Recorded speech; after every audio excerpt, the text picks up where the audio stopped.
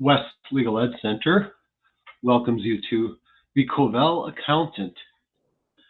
To send a question to the presenter, type in the box below the Participation tab. We also encourage our listeners to complete a survey of this program. The link can be found under your viewer window. It is my pleasure now to introduce the program's speaker, Michael DeBlis III of DeBlis Law. Michael, the floor is yours. Thank you, Andre. Hi, everyone. My name is Mike DeBlis. Today, I'm presenting on the topic of the Kovel Accountant. Just to give you a little bit of background about myself, my beginnings were as a trial attorney in the public defender's office. I acquired an interest in handling tax cases, especially those that paralleled white-collar crimes. And I decided that that was kind of the path that I wanted to go. That was really born out of an experience I had working in a white-collar criminal defense firm as an extern in my last year of law school. I had the privilege of sitting in on a high-profile money laundering case that had a number of parallel tax crimes attached to it. And I realized how specific and how specialized this area was. And I also realized that the area of civil tax controversy was a booming area and one that I was interested in. So the litigation experience that I gained in the public defender's office was invaluable and served me well. I basically decided to go back to school, get my master's in tax, and begin a law practice specializing in tax controversies and criminal tax defense. And that's what brings me here today to share what I've learned over my years of experience doing tax work. With respect to the Kovel Accountant, I think the best way for us to start is by backing our way into it and having me explain a little bit about where we are in terms of the law. This area of the Kovel Accountant falls within the umbrella of the attorney-client privilege and the work product privilege. And if we back up even further, we can start with the list of privileges as I've come to learn them in the area of tax, as well as in the area of criminal defense. There is the Fifth Amendment privilege against self-incrimination, which we are all familiar with. There is immunity, and then there is the attorney-client privilege and the work product privileges. So just to give you a quick rundown of what communications are covered by the attorney-client privilege, these are communications between an attorney and his client that are protected from disclosure when the following elements exist. Legal advice of any kind is sought from a professional legal advisor. The communication relates to that purpose. It's made in confidence by the client, except that the privilege can be waived. So those are our elements. Legal advice of any kind is being sought from a professional legal advisor. The communication relates to that purpose. It's made in confidence by the client, except that the privilege can be waived. What is the work product privilege? Well, that's a judicially created privilege for material prepared or collected by an attorney in the course of preparing for possible litigation. The Supreme Court of the United States first announced the work product doctrine in the case of Hickman versus Taylor, which goes back to 1947. It was later codified in the Federal Rule of Civil Procedure 26B3. And what it says is that material within the scope of the work product privilege includes opinion, work product, such as assessment of legal positions, and summaries of the testimony of potential witnesses. It's a narrow privilege. For reports, models, spreadsheets, and other documents to be protected, they must have been prepared directly pursuant to legal advice. There are some examples of what is not protected under the work product doctrine, and I think that those bear relevance on today's presentation. We have, as a starting place, an accountant's work papers. Second, an email that the taxpayer copies his attorney on. The most common issues that arise with respect to both privileges, though that being the attorney-client privilege and the work product privilege, when it comes to tax investigations, are number one, who is the client? Number two, do you want legal or tax advice? We have to know because the line is a very fine line between what can be covered when it's legal versus what can be covered when it's tax. There is a waiver of the privilege. And fourth is the privilege and accountants, which is the real reason why we have this Kovel Accountant topic. So what bears relevance on the issue of who is the client? This can be difficult, of course, when representing corporations or other entities. You'll find in the area of white-collar criminal defense, it's not uncommon to have a situation where a lawyer is representing the corporation as opposed to individual members of that corporation, like the CEO or the CFO or various middle-level management. You need to know who the client is. The privilege belongs to the client, but again, who is the client? Is it the corporation? Or beyond the CFO or the CEO, is the client the shareholders, or could it be the officers? What if the corporation is a closely held corporation with just one or a few shareholders? In essence, the individual or individuals are the corporation. So who in that case is the client? The attorney-client privilege and the work product privilege belong to the corporation, not to its officers or shareholders. That came out of a case well known as the Upjohn case. While courts view the attorney-client privilege and work-client privilege as belonging to the corporation and not to its shareholders or officers, the judicial interpretation can be at odds with the realities of that situation. For example, the engagement agreement might identify the client as the CEO of the company. That's why it's important to review the engagement agreement, which should explicitly state who the client is. Now we move on to whether you want legal or tax advice.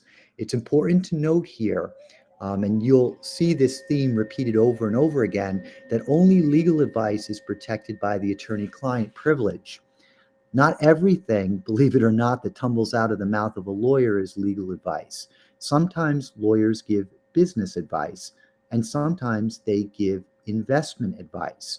So it's very important to know how the court interprets or defines, rather, legal advice, because, as we just discussed, sometimes lawyers are giving advice other than legal advice. Sometimes it's business advice, sometimes it's investment advice.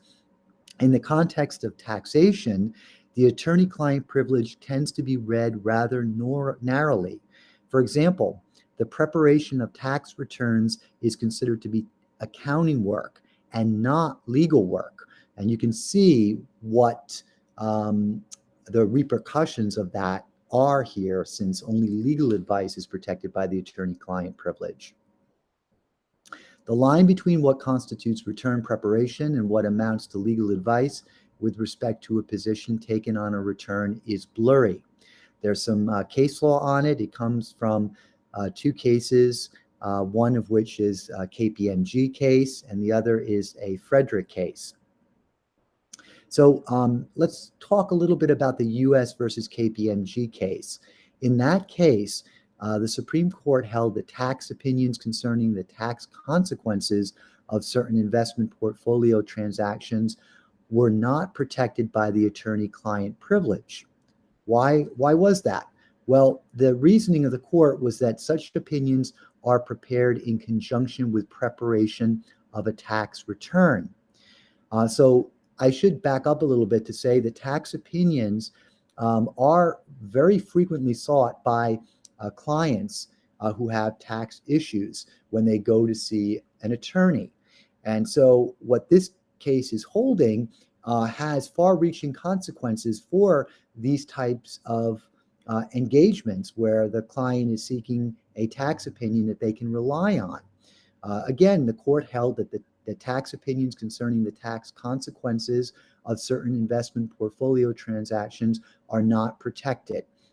And so, for example, if a tax opinion authored by an attorney might be one that the client, let's say, isn't really keen to know because it increases their tax liability with respect to their portfolio transactions, and the client perchance decides to turn a blind eye to that opinion and not perhaps report certain transactions. Well, if the U.S. Attorney's Office turns around and prosecutes that client as a result of their failure to report their gross income under the tax evasion statute, and then subpoenas the tax opinion that was authored by the attorney, the government would have a strong argument that that's disclosable, that that's discoverable, because it's not protected under the attorney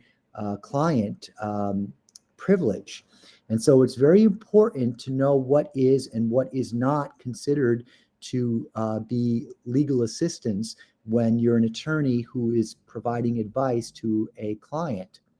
Again, the court held that because such opinions are prepared in conjunction with preparation of a tax return, these tax opinions were not protected by the attorney-client privilege. Now, the attorney-client privilege can be waived. And so this topic now talks about waiver of the privilege. When can it be waived? Well, it can be waived if the communication is not made in confidence.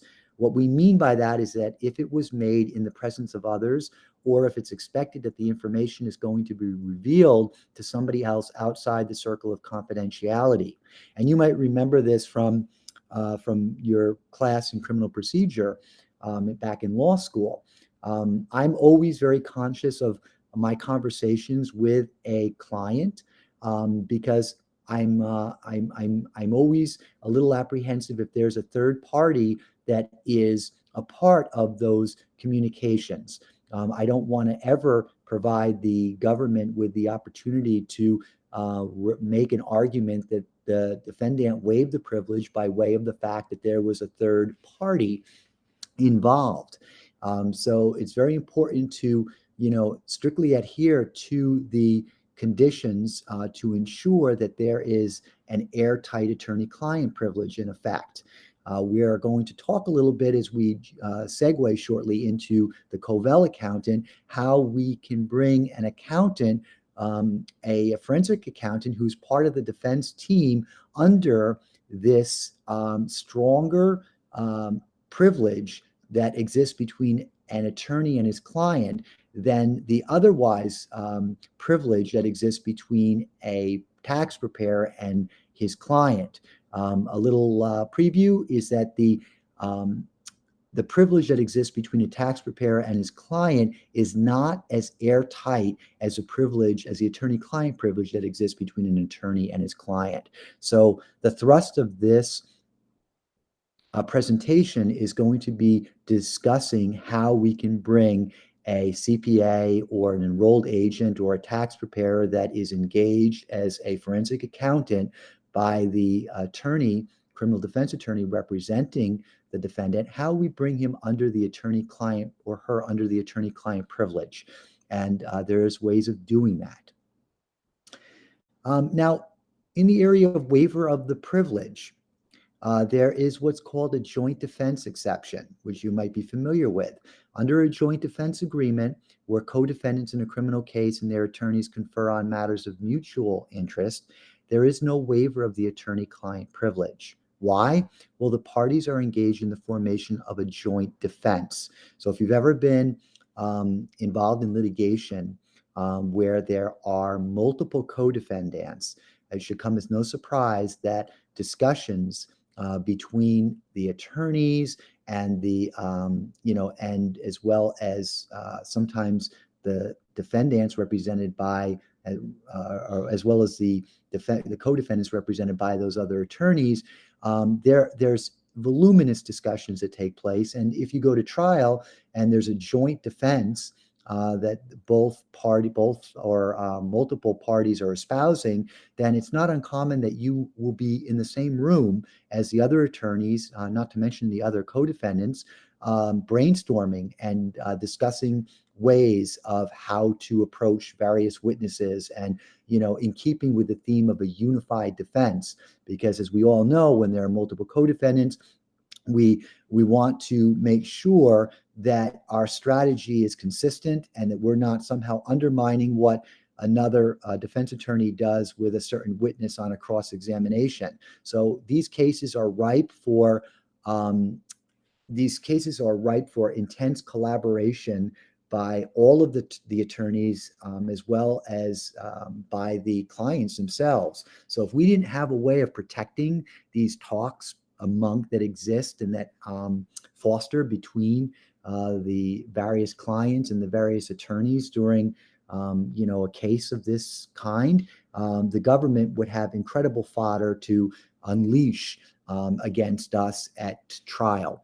So the joint defense exception is designed to accomplish that goal of protecting those discussions between co-counsel and the attorney and the defendants themselves. Now, the privilege on accountants. Generally, there is no accountant-client privilege recognized in federal law. However, in 1998, the big accounting firms put a lot of lobbying money to work, and the result was 7525 being added to the Internal Revenue Code. The big four accounting firms back then were Anderson, I believe KPMG was in existence. The two others are escaping my mind, Deloitte, I think, and I'm not sure of the other one. It's not popping out at me right now. But we were living in a very different time back then. And so the accounting firms, nonetheless, put a lot of lobbying money to work, and they had 7525 added to the Internal Revenue Code. What does that do? Well, it creates what's called the federally authorized tax practitioner section, and that includes accountants, enrolled agents, and actuaries authorized to practice before the IRS. The FATP extends to communications with these professionals the very same privilege that would attach if the communication was with an attorney.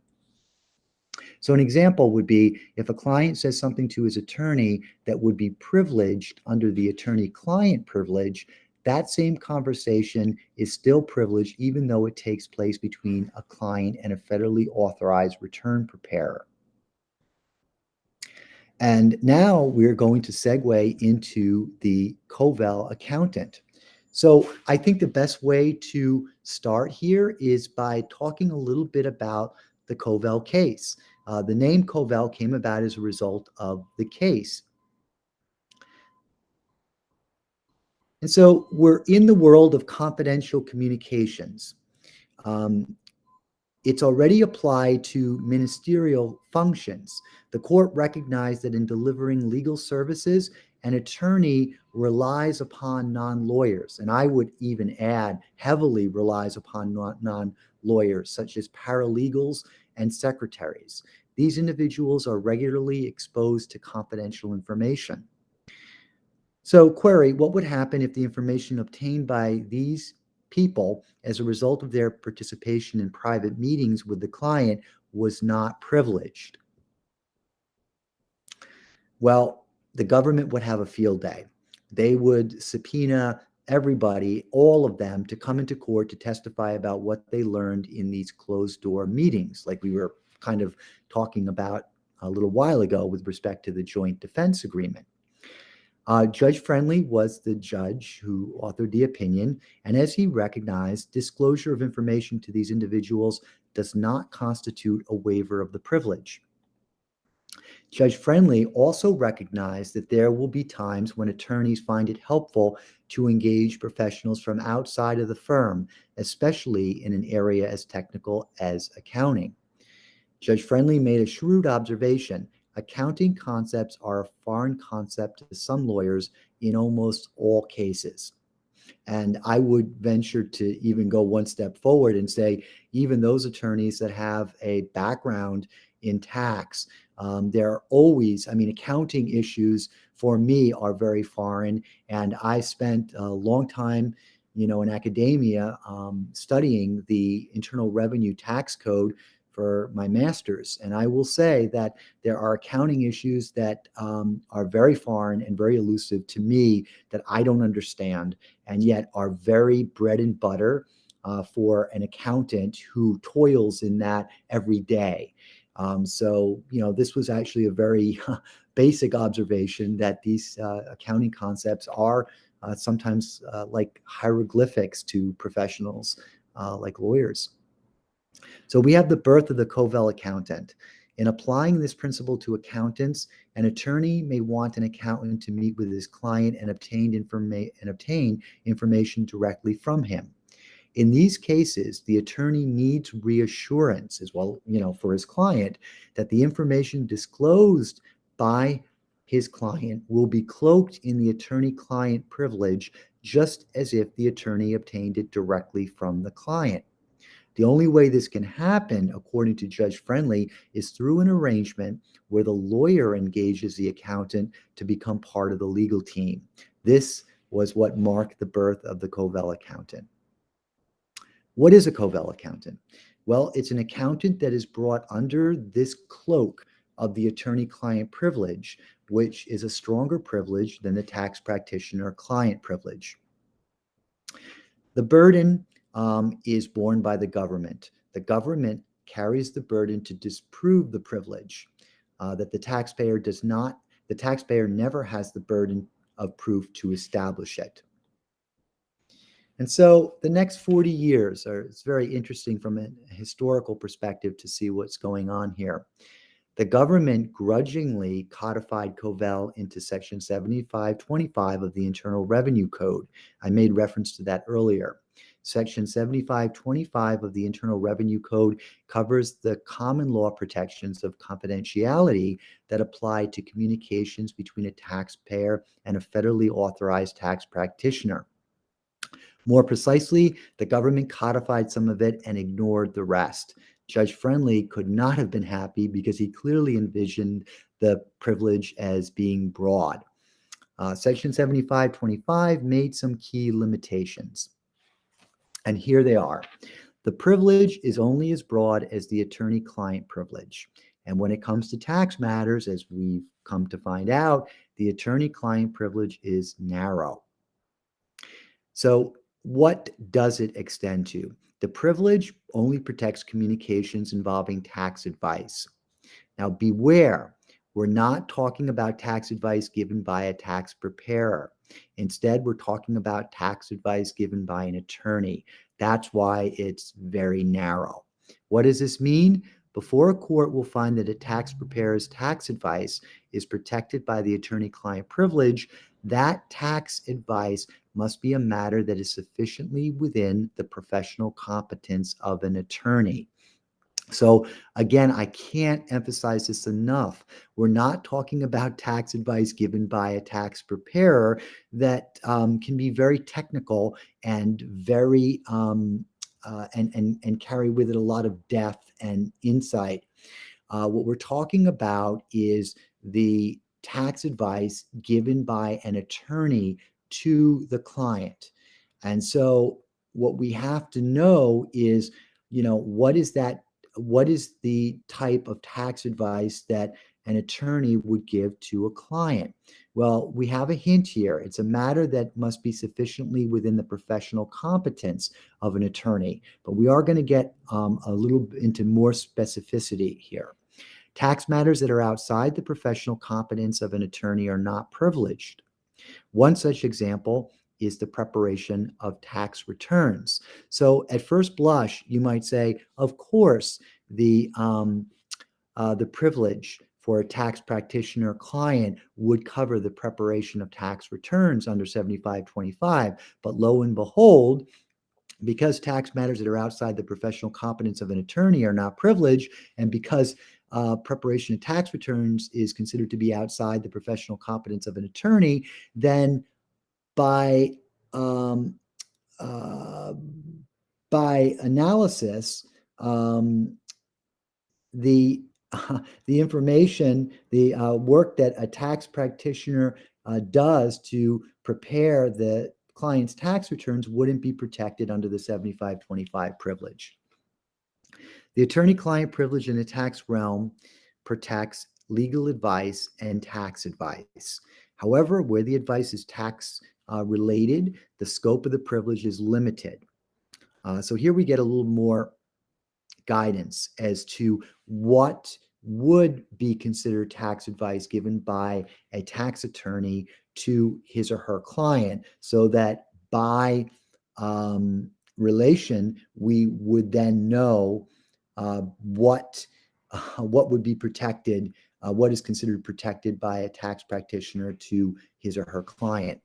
So there's no privilege for communications relating to investment or business advice or services. Again, that would run counter to what you might anticipate a CPA or an enrolled agent giving to his or her client.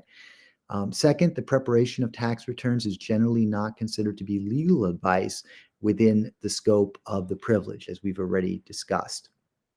A quick and dirty rule is that any legal advice given by a tax attorney that ultimately ends up on the client's tax return is treated as given as part of return preparation and is not covered by the privilege. So if you're a client, you can begin to say, hey, that is ridiculous. Obviously, the reason I'm consulting a tax attorney is to get an opinion on something that is going to directly impact my return and my reporting position. Why else would I go to a tax attorney? And so, this you can see here how this privilege, is can be a very flimsy privilege, and almost like these rules, as we're learning them, swallow up whatever privilege there might otherwise be. But yes, the quick and dirty rule in the area of attorney-client privilege for tax advice is that what ultimately ends up on the client's tax return is treated as given as part of return preparation, which we know is not covered by the privilege. The case of U.S. versus KPMG is a case on point. There, the court held that a tax opinion regarding the tax consequences of certain investment portfolio transactions was not subject to the attorney-client privilege because the opinion was prepared in conjunction with preparation of a tax return. And so again, it gets back to this age-old question. If I can't rely on information from my tax attorney for a reporting position on my return, what else would I go to them to ask them to do, and what can I rely upon them for? The very purpose of me hiring a tax attorney is so that I'm on all fours with a reporting position, and obviously the opinion and the advice that I receive from that attorney is going to impact how I prepare my this year or next year's returns. And so these investment portfolio transactions, which are very commonly sought, which are the reasons why many people go to tax attorneys to get opinions, because these investment portfolio transactions are are their own creatures, and there's a lot of uncertainty in the tax code as to reporting positions and whether certain portfolio transactions are considered gross income versus whether they're not. So it's not uncommon, even in 2023, for a client to go to a tax attorney for a tax opinion on a portfolio transaction. Now, we have the case of U.S. versus Frederick, and that thankfully took a more nuanced approach to the privilege, stating that it cannot be assumed that everything transmitted to the tax attorney by the taxpayer was intended to assist him in his tax preparation of a return, and thus might be conveyed to the IRS. And that's the theory behind information that would end up on the return. The theory is that if the information provided by the attorney is a type of information that would inevitably wind up on the return, it's going to be open. It's going to be discoverable anyway, because the return is what's submitted by the taxpayer at the at the end of the year. So that's the reason, or that is the rationale for why that type of information should not be covered by the attorney-client privilege in the tax arena. The fact that if it's inevitably going to wind up on the return is public information, public knowledge. It's completely discoverable because it's what you file with the IRS every year. But thank God we had a judge who took a more nuanced approach in Frederick in the Seventh Circuit case, saying, again, it cannot be assumed that everything transmitted to the tax attorney by the taxpayer was intended to assist him in his preparation of a return and thus might be conveyed to the IRS. The court recognized that information furnished to a tax attorney could just as easily have been offered by the client for the purpose of receiving legal advice. And if you remember, when we started this second half of the presentation off, legal advice, of course, it falls within the realm of protection of the attorney-client privilege. It falls within that shroud of protection. So legal advice and tax advice. Legal advice, if it's considered legal advice, then we have protection. And so the beauty of this opinion, while it didn't give us, everything we wanted, it at least took a parceled and nuanced approach, and recognizing that not everything said by the client to the attorney is intended to assist him in his tax preparation of a tax return. The privilege applies only in non-criminal tax matters before the IRS and non-criminal tax proceedings in federal court brought by or against the U.S. And again, we're talking about the federal tax practitioner client privilege here. And again, it applies in only non-criminal tax matters before the IRS and non-criminal tax proceedings in federal court brought by or against the U.S. Now, here are the key limitation, continuation rather of the key limitations of 7525. The privilege applies only to communications between a federally authorized tax practitioner and the taxpayer. The latter includes those who are authorized to practice before the IRS, such as CPAs, enrolled agents, and enrolled actuaries. In U.S. versus Arthur Young and Company, the Supreme Court of the U.S. held that accountants' work papers are not protected from an IRS summons under the work product doctrine. So that was a key opinion, because accountants' work papers can lead to a trail of fraud.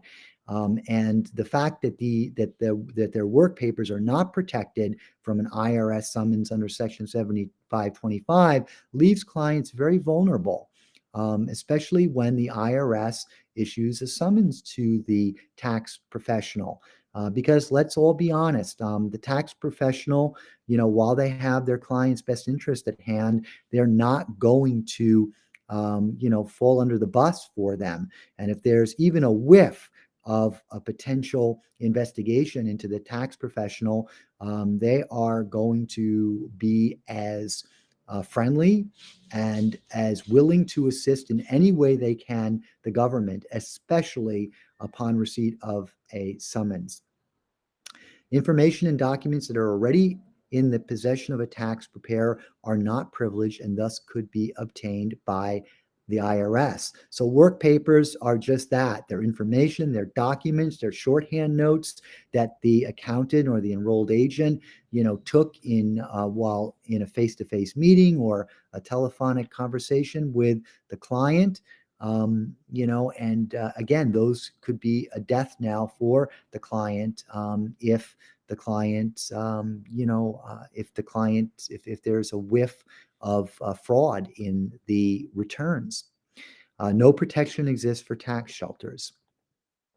The takeaway here, These limitations, along with case law, place a great deal of uncertainty in Kovel agreements. An example is that while some courts deny the privilege when it comes to communications made solely for tax preparation, others acknowledge an element of legal advice in the preparation of returns, which of course takes a more friendlier approach for the client and gets it under the privilege. There's a case here right on point. It comes from the Ninth Circuit Court of Appeals, and it extends the privilege to communications made to obtain legal advice about a reporting position on a return, such as whether an item can be claimed as a deduction. So you can see here we're getting a little bit more.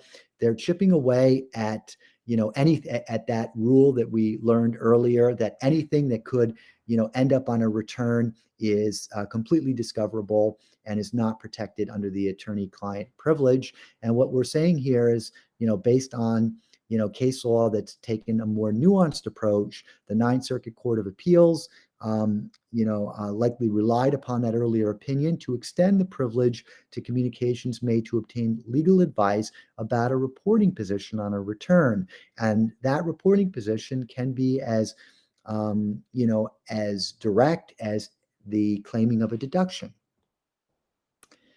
And in summary here, in tax, and this is on the topic of the Kovel Accountant, in tax cases, attorneys routinely hire forensic accountants to assist the attorney in delivering legal services to the client. The lawyer may want the accountant to meet with the client and obtain information directly from him, and again, cloak that information in the attorney-client privilege, just as if the client provided that information to the lawyer. So we don't want there to be any difference between the type of protection that is afforded the client when the client gives the information or supplies the information to the attorney, as when the client supplies the information to the CPA or the enrolled agent. We want to ensure that the same airtight attorney-client privilege that exists between the attorney and his client exists between the CPA and the client. But how can we do that when the federal tax authorized practitioner client privilege is a flimsier, weaker privilege than the attorney client privilege? Well, this is where the Kovel Accountant comes into play.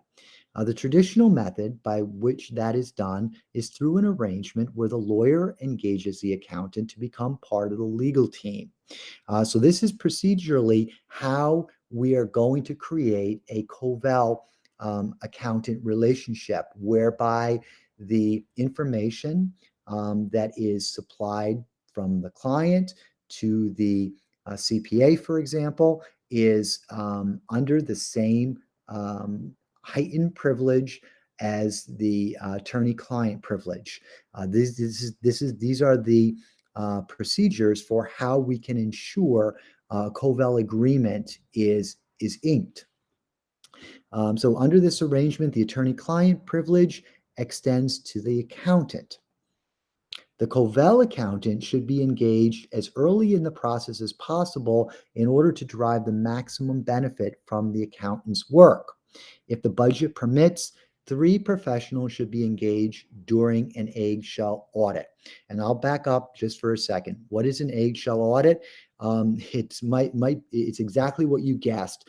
It's an audit where the wheels could come off very quickly because the attorney or the tax practitioner recognized that there was, say, an underreporting of gross income. And now that the return has been selected by the IRS for audit, it's only a matter of if, not when, they're going to discover it on their own. So it's a situation where the tax professional and the client are one step ahead of the IRS, knowing that there is a whiff of fraud and what to do to do damage control in this situation. So if the budget permits, in a situation where there is an eggshell audit, there should be 3 professionals involved. The first being the tax attorney, the second being the forensic accountant, and the third being the independent accountant.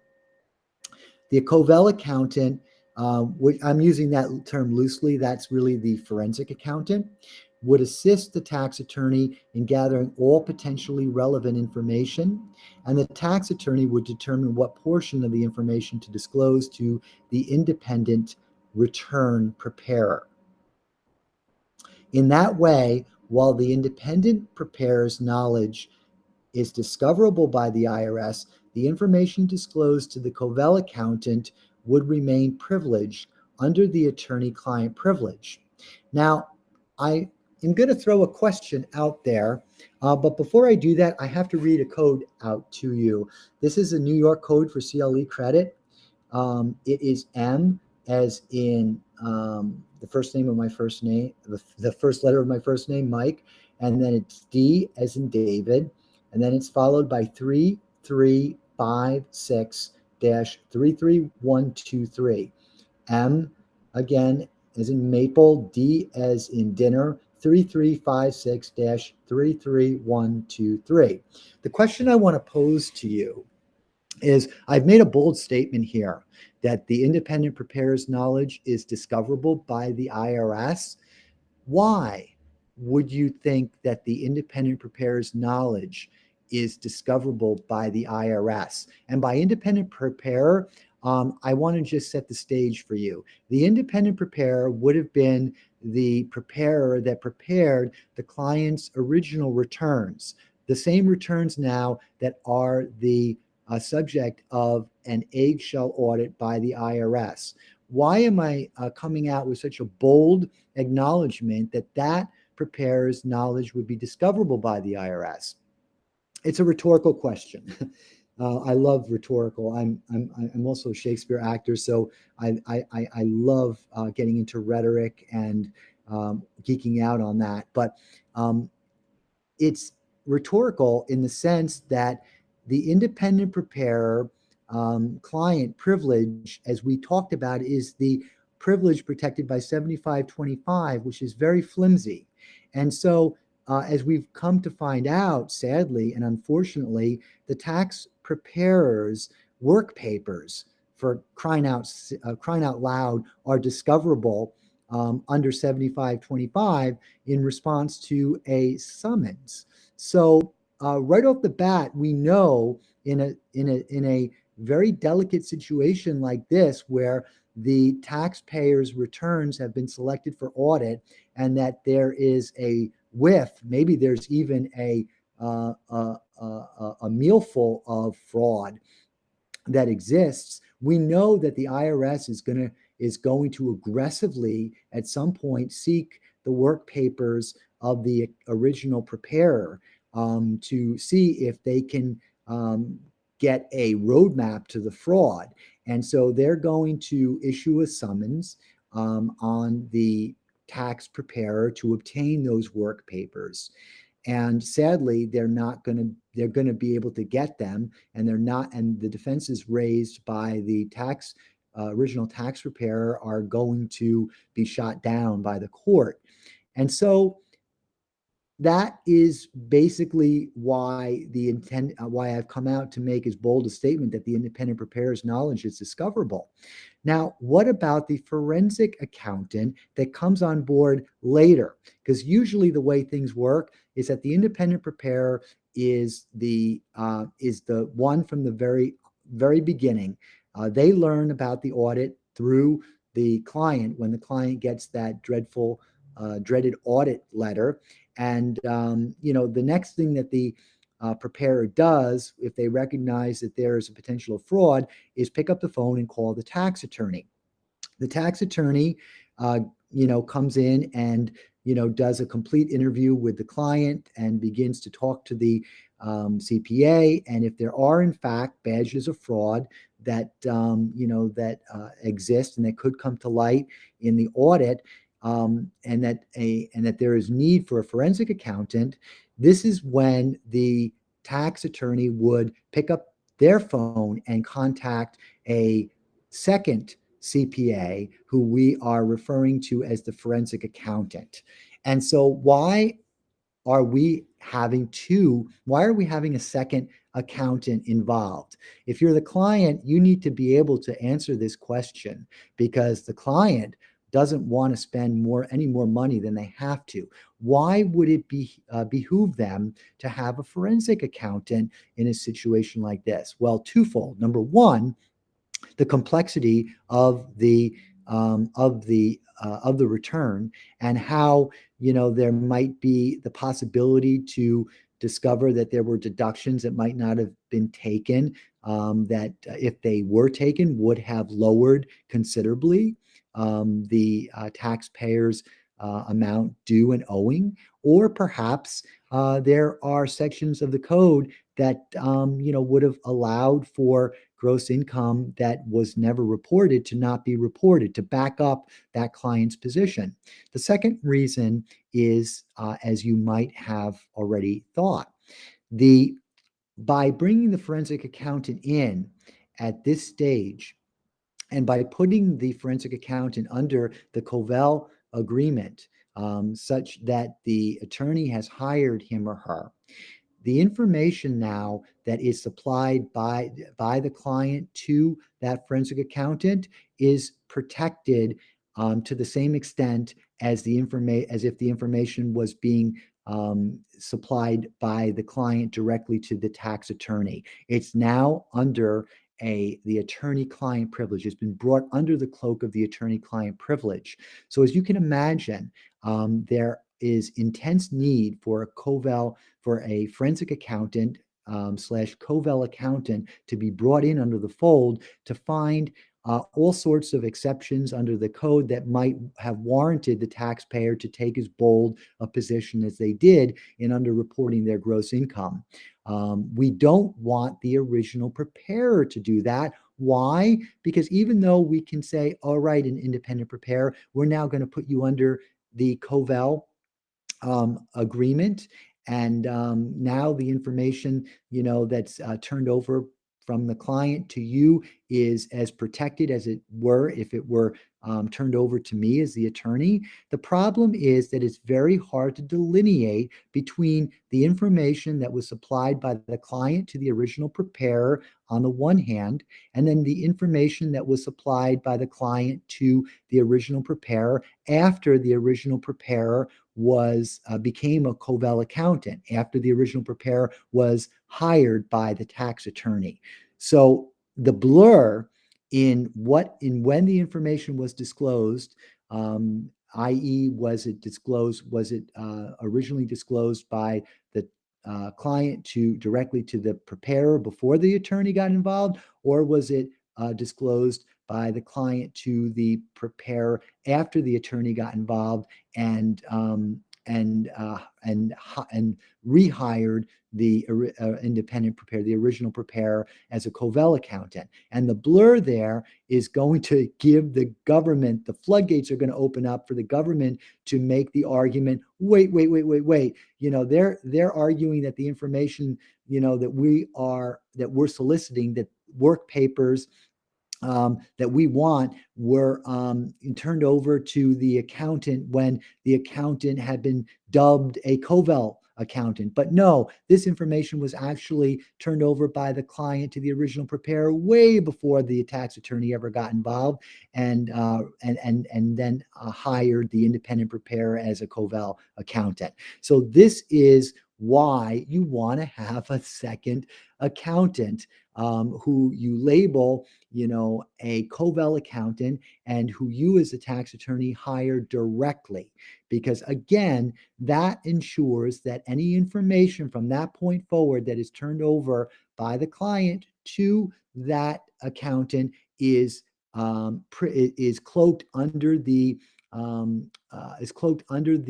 attorney-client privilege rather than the flimsy tax practitioner client privilege. And so this is the explanation to the client as to why he or she is going to have to go to the hip and take out their wallet and spend some more money. The other very simple explanation to the client is, if this case gets prosecuted and you're charged with tax evasion or any litany of tax crimes, you're going to go to jail or prison for a very long time.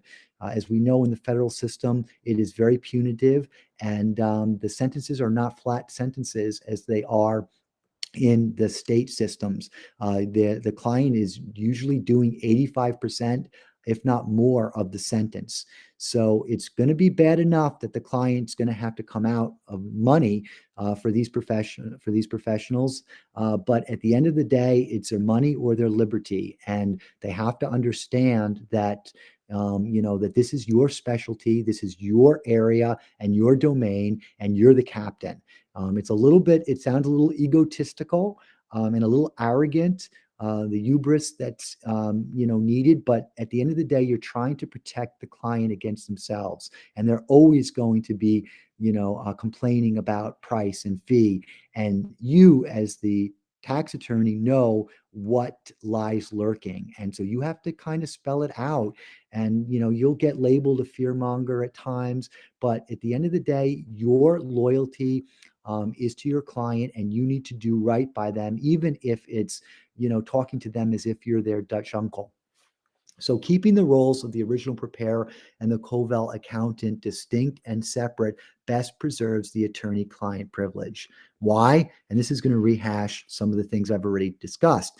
Using the original preparer as the Kovel accountant is a recipe for disaster, even though it saves money, because the risk is too great that the original preparer will not be able to distinguish between what he learned prior to the time the privilege attached and what he learned after the privilege attached, meaning what he learned back when he was just the original preparer, and then what he learned after the tax attorney came on board, hired him as the Kovel accountant, and what information was obtained from that point forward. Again, only the information that is obtained by the original preparer after he became, quote unquote, the Kovel accountant would be privileged under the attorney-client privilege.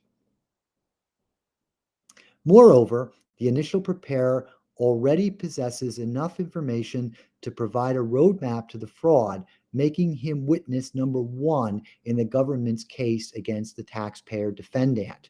So if you think about it, just from a very basic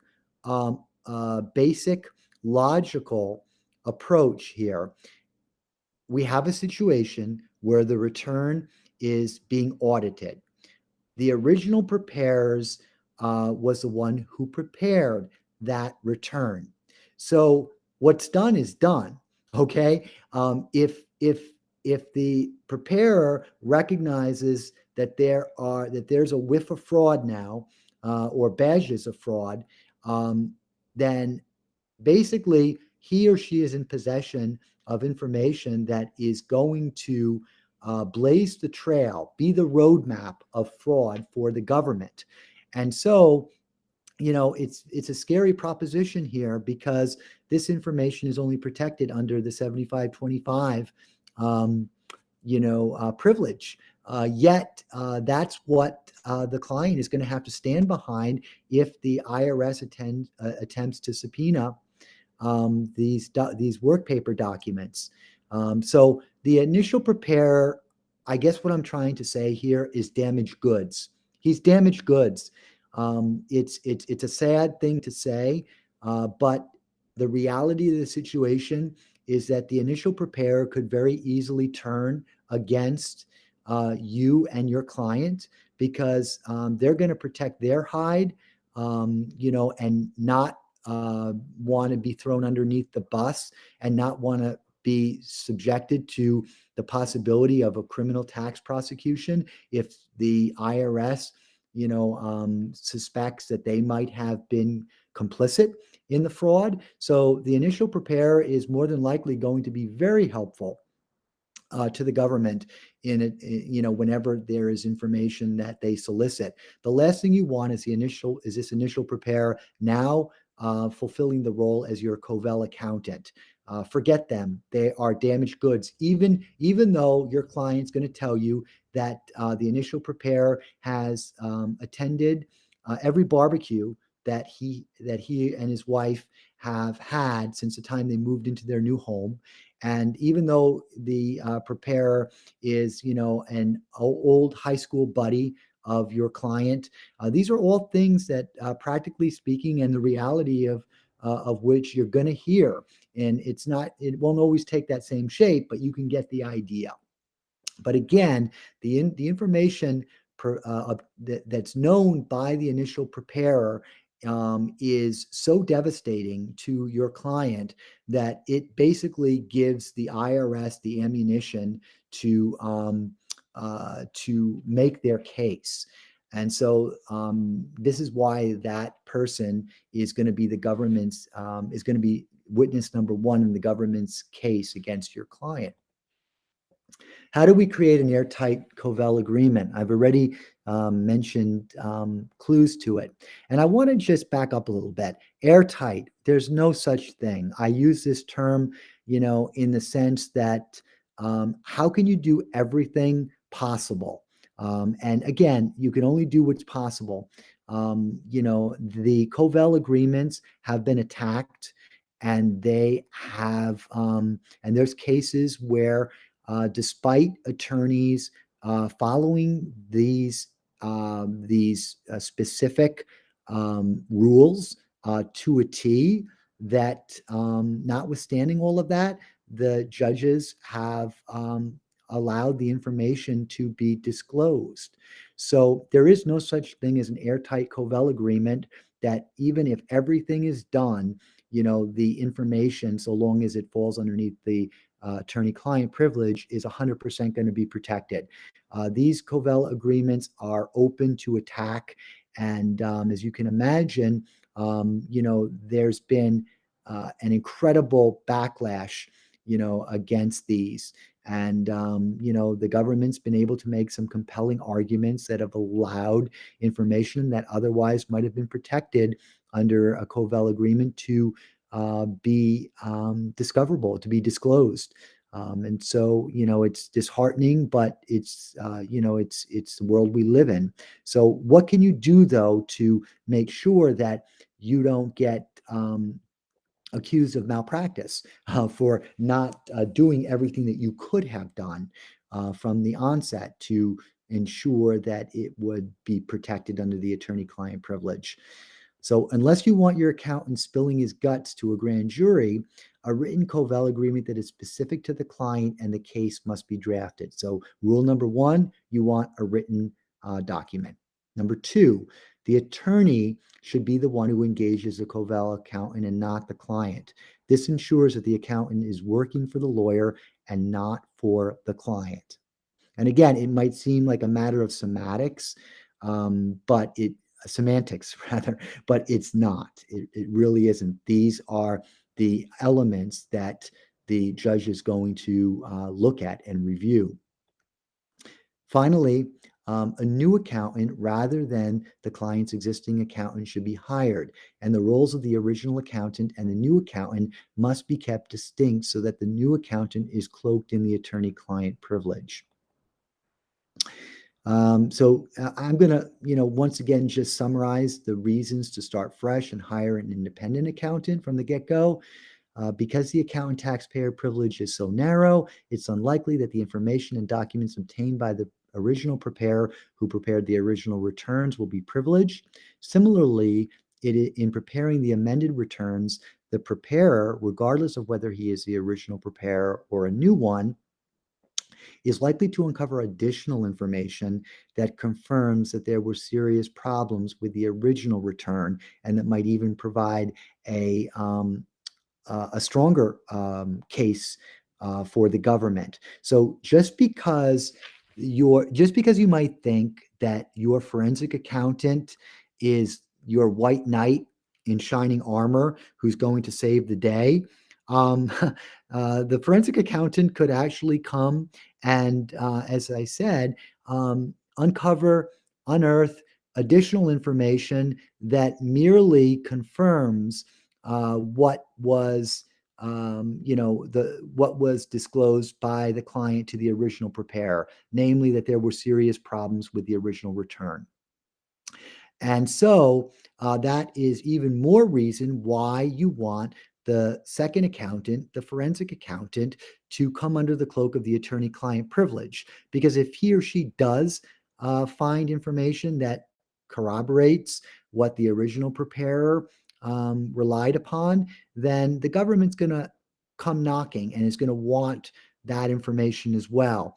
And you don't want to hurt your client a second time. Not that you did it the first time, you weren't even in the picture the first time, but it's almost analogous to when, as a defense attorney, you stand up and you cross examine a witness. You don't want anything bad to come out from the mouth of that witness when you're standing and it's on your dime.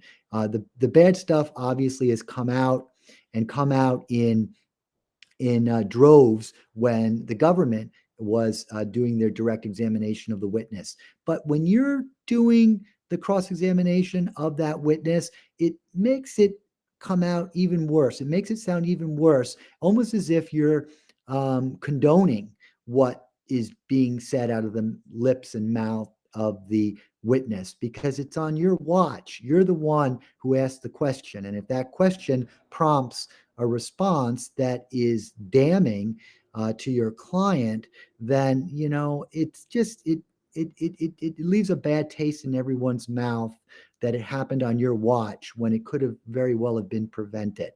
And so I liken that situation to the one here where the attorney who doesn't do their job and brings in a forensic accountant but doesn't seal up the Kovel agreement the way he or she should, and damning information is then confirmed by the forensic accountant, and then the government subpoenas it and then does get it. It's like, it happened on your watch, and it didn't have to happen that way, because you knew that there was a distinct possibility that the forensic accountant would have obtained damning, incriminating, corroborating information from what the original preparer prepared. And so you should have done your job and brought that accountant under the Kovel agreement, so that that information would have an added layer of protection, and then it would come under the attorney-client privilege.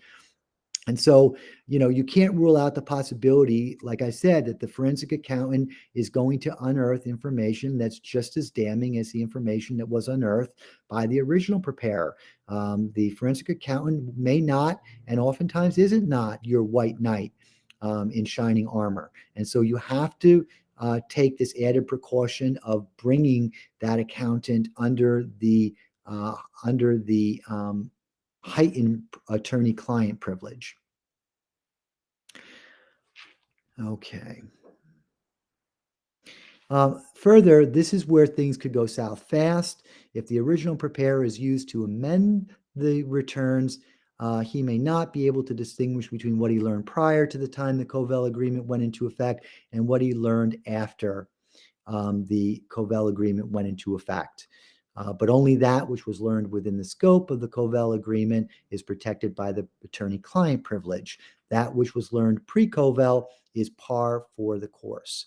The net result is that if the defense cannot convince the judge that information subpoenaed by the IRS was obtained within the scope of the Kovel agreement, the judge will order the defense to turn it over to the government.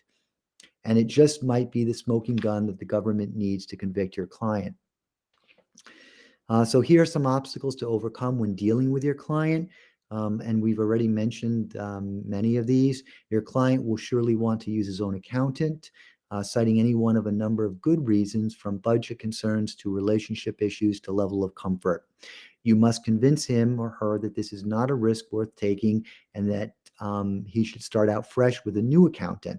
However, if the budget truly does not permit hiring a new accountant and there is no other choice but to use the existing one, precautionary steps must be taken to ensure that information obtained during the course of the Kovel engagement is kept separate and distinct from information that was obtained prior to the engagement. That's going to be difficult. It's going to require a lot of documentation and a lot of accounting. Properly executed, a Kovel agreement gives the taxpayers preparer the freedom to communicate with the taxpayer and his attorney, ensuring that the taxpayer gets the best possible representation. And at the end of the day, that's what you want. I had a free sample Kovel agreement on my website. I'm not sure if it's still there. If it is, it's listed at this URL, and you're free to view a sample of it.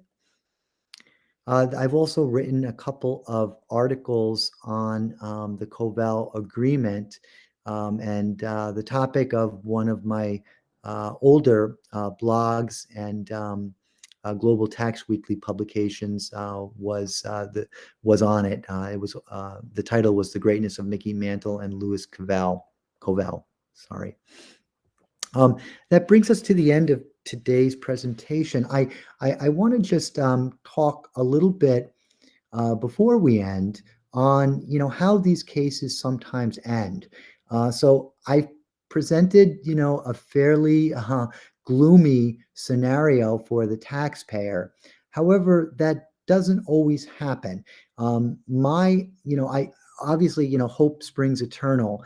When you're brought into these cases, you have to set realistic expectations with the client so that they know what the worst case scenario is as opposed to what the best case scenario is. Oftentimes, the worst case scenario to the client is that they're going to have to pay heavy penalties that are going to leave them with nothing more than the shirt on their back. And as bad a scenario as that is, sadly, there's an even worse scenario, and that is the loss of their liberty if a case like this ever were to be referred to CI. Now, there is hope. In a very delicate case like one involving an eggshell audit, the you know the that what really drives criminal tax prosecutions are a number of variables. I mentioned this in earlier presentations, but the shock value of a case is very important to the government. And the reason why is because the government has scarce resources and they simply can't prosecute every person for tax evasion. So, what they want to do is they really want to dig their teeth into the type of client, the type of defendant that would send a resounding message to the public not to engage in similar activity. So, as a preliminary matter, the type of clients that they love to sink their teeth into are celebrities. The others are professionals, such as CPAs themselves, attorneys, successful business entrepreneurs and business owners.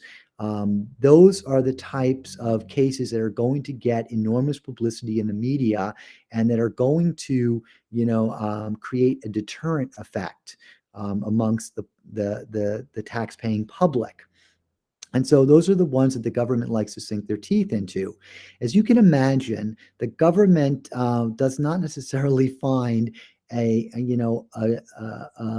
compelling defendant in an 82 or 83-year-old person who has underreported gross income in the amount of $1,000 or $2,000. So there are internal guidelines that the government follows for the type of underreporting of gross income case that would flash on their radar or blink on their radar screen. As you can imagine, the lesser the amount of underreported gross income, the less likely the government would be to initiate prosecution. The more gross income that is alleged to be underreported, the more likely it is that the government is going to refer the case to CI. And so this is why forensic accountants are very helpful in a case like this. If it becomes apparent that the underreporting of gross income is significant, and I would say that significant amounts, and these are amounts that I think I had researched a couple years ago, and so I'm sure that through inflation they've been adjusted. But $55,000 and up are usually ripe for referrals to CI. And this is why a forensic accountant can be very helpful. Maybe not always your white knight in armor, but if your forensic accountant can come on board and find exceptions for certain categories that the government is insisting should be gross income, and if that that probe can get the client's gross income to below a threshold amount that would be ripe for criminal prosecution, then you've saved your client, you know, the potential for the case going criminal. And that's what your goal is at the end of the day. And it's very hard to explain this to the client because a lot of times, they don't think that they're headed towards that, that extreme scenario, but you have to, spell it out. And it's going to be an uncomfortable conversation because you always get people and clients in particular saying, everybody does this. My cousin Vinny does it. My neighbor does it, and so, they might not be as emblazoned as coming out to say, I did it, but, you have to let them know that there's always the possibility for a referral to criminal investigation, that arm of the IRS that undertakes these investigations. And so, that is always of concern. And to the extent that the forensic accountant can provide a picture to the IRS that the amount that they're asserting was underreported is radically overblown and inflated, then maybe you save your client's case from being referred to CI. And maybe at the end of the day, they are assessed, penalties, but you save them from, the inevitable doom of a criminal prosecution, which, as we all know, the government, sinks their teeth into cases where they have a high likelihood of prevailing. So not only do they pick and choose the type of people that they go after, but they also want to make sure that they have an ironclad case. They don't want to go to trial for 2 to 3 months and lose. And so, these cases are oftentimes, referred to the attorney, to the U.S. attorneys, to the U.S. Tax arm of the attorney, of the Office of Attorney's office, when there is a high certainty of conviction, when the conviction rates are deemed to be high. And so there's a lot of good you can do for your clients, and there's a lot of ways you can prevent the inevitable by having the right professional on staff and working as part of the overall criminal defense team. I hope you found this presentation to be helpful. If you have any questions, I encourage you at any time to give me a call, send me an email. My door is always open.